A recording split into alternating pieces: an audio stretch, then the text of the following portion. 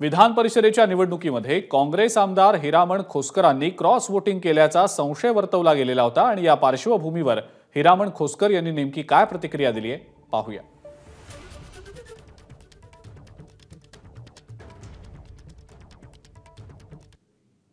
पहिलं मतदान कुठे करायचं त्या याच्यामध्ये, दुसरं कुठे करायचं त्याच्या तिसरं कुठे करायचं या पद्धतीने आम्हाला काढून आम्ही त्यापणे मतदान केलं आणि त्यांना जर आमच्याबद्दल खात्यात कोर्टाची ऑर्डर घेऊन त्यांनी मतदान चेक करावं।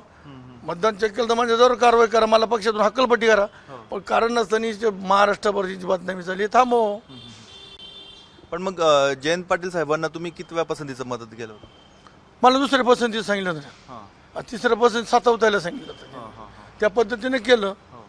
आम्हाला 7ही लोकांना सांगितलं, पहिली पसंती मिलिंद नार्वेकर साहेबाला, दुसरी पसंती जयंत पाटील साहेबाला, तिसरी पसंती सातवतायला, अशा पद्धतीने सांगितलं। अशा पद्धतीने मतदान केलं।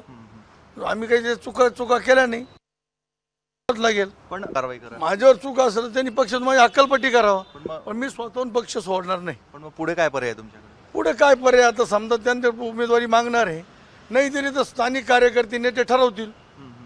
त्यांनी ठरवलं उभा राहील, त्यांनी ठरवलं बा तुम्ही थांबवून घेतो थांबून। अजित दादांच्या राष्ट्रवादीचा पर्याय तुमच्या पुढे आहे? नाही, मी नाही, मी कुठल्याही काँग्रेसनी जर उमेदवारी दिली तरच घेणार।